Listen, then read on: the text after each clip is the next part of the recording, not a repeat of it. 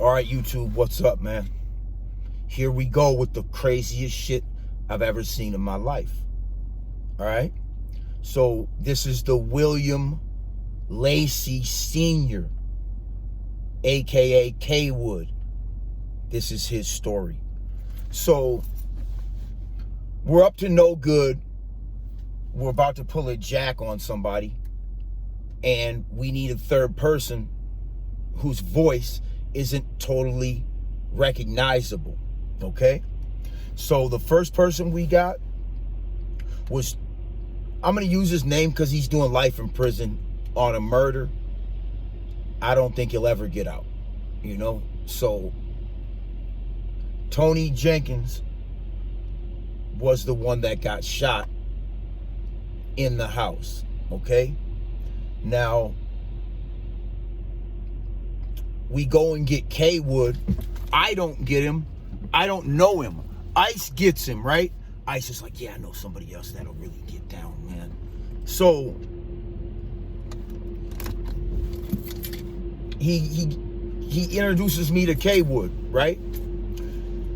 So we get introduced to each other in front of my house on 8th and Morgan. And then Ice leaves to go to his girl's house, and it's just me and K-Wood, and this is my first day meeting him. And right away, he starts telling me his war story. And it was fucked up because he was at a house party, and it was him, it was K-Wood, and his boy Danzini, okay? Danzini was fucking some girl, and that girl's baby's dad ran into K-Wood at a party with his homies. So the baby's dad starts talking shit to K-Wood about what he's gonna do to Danzini, and flashes a banger on K-Wood, right? So K-Wood's like, fuck, man. He leaves, right? He leaves the party, but he doesn't really leave. He waits for the individual to come out of the house. Soon as he came out of the house, my boy jumped out of the bushes. He went for his banger, and my boy wet him up. 2 pistols. Boom, boom, boom, boom, boom, boom, boom, boom, boom, boom, boom. Unloads, I don't know how many bullets, but both clips. He dumps both mags into the individual as he's going for a banger. Just lays him the fuck down. Blows him away, right? His homies run off. This is where the story gets worse. The baby's dad who got deceased, who got murdered that day, the girl that Danzini was fucking with now, it's Danzini and the baby's mom. Baby's dad is dead now, right? She turns on Danzini and tells the dead baby's dad's homies where he lives. They come and kill Danzini watching TV in his living room. Shot him in the head. So K-Wood's telling me this whole story. I didn't know this story. He's telling me this story, and he's like, he was like sad. It was like he wasn't proud of killing that guy. He felt like it was total self-defense and he had to do it. And the fucked up thing about it, you guys, is he should have just left and probably walked away. He should have told his homie, look, man, stop fucking with that bitch, dog. Go find another one. This dude's ready to smoke you over his baby's mom. Okay? But this isn't what happened. K-Wood stepped up, bodied the fool, and his homies came back and bodied Danzini within a short amount of time. So K-Wood felt like he really got Danzini murdered. That was the burden that he was carrying. Now, this is the first day I met him that he told me this shit. And he was like, he just had so much remorse and regret, and he was so confused. Mind you, he was born in 71. I was born in 78. So he's like 6 years older than me, 7 years older than me. And I could never understood, like, why did you just, dude, I could have, dog, you just confessed to me like I barely know you. Like, how do you know you can trust me? I didn't say this to him, but this is what's going on in my mind. Like, this guy's fucking trusting me with everything for some reason. And I'm like, what the fuck? So I'm quiet, right? I don't even know what to say to him. I don't have a rebuttal. I'm just, I think, stunned, you guys. I don't know, man. So I feel like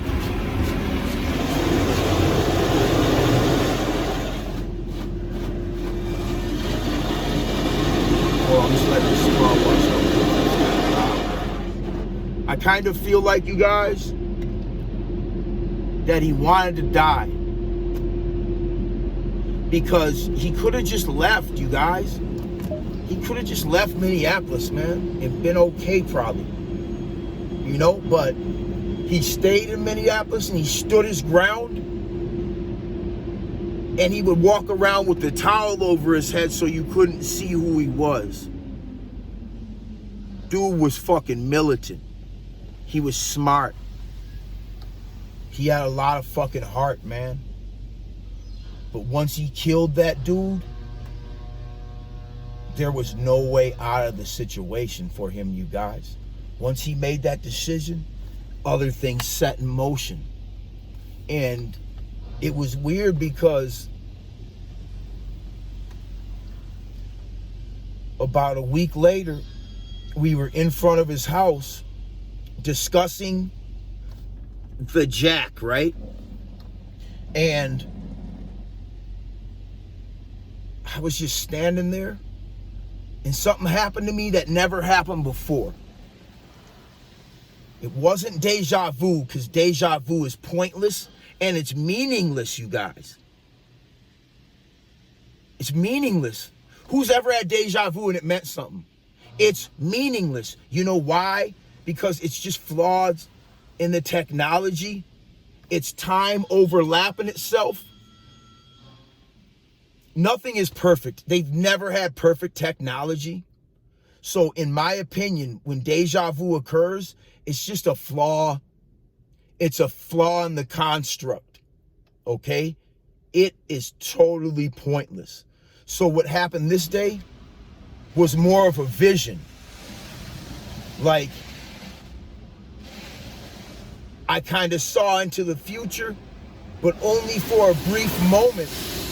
What I saw was people running out from both sides of K-Wood's house, unloading on us. And then I realized, like, oh, this isn't happening right now. So what I did, I got scared, man. I didn't know how to tell K-Wood that I just seen you die. I didn't need to tell him his life was in danger. He knew that. But I couldn't tell him what I saw. I just went home, you guys. I got scared. And I went home.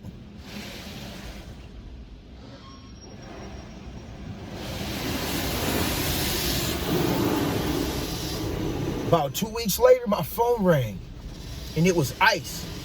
He was like, damn, Crazy. They murdered Kaywood last night.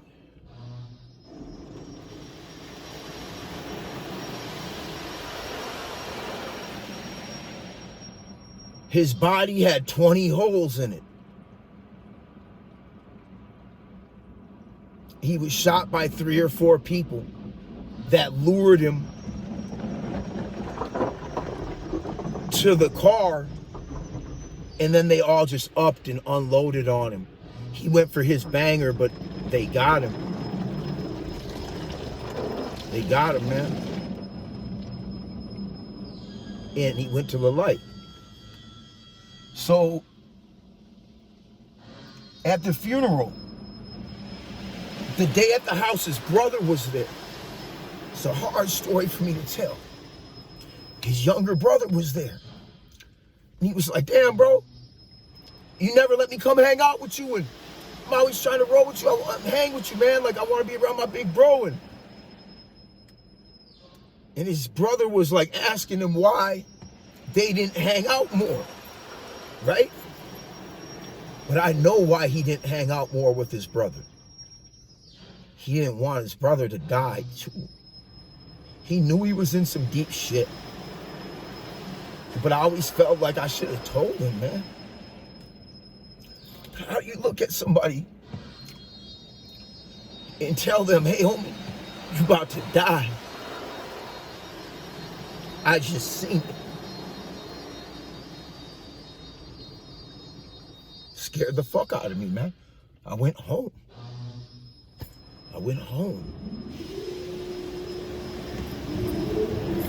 So at the funeral,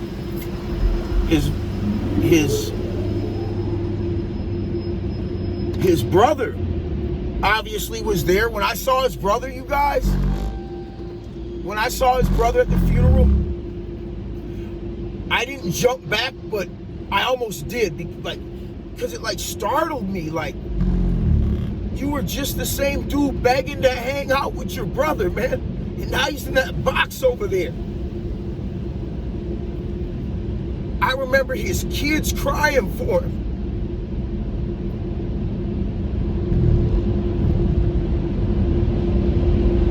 I want my dad.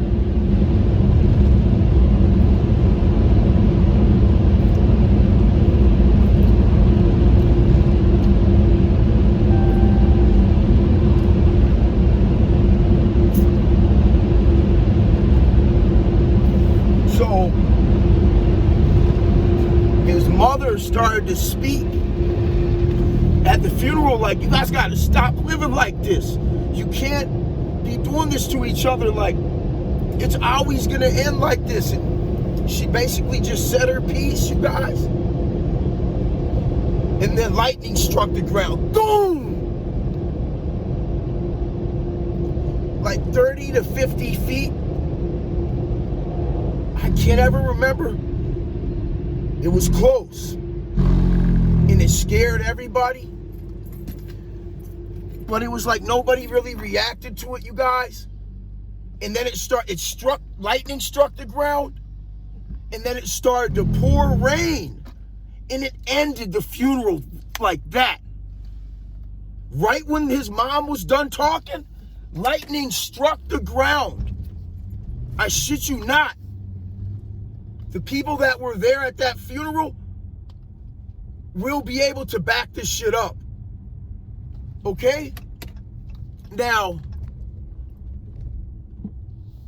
when you go back and you look at my boy's obituary that was made previously to this day, obviously, right?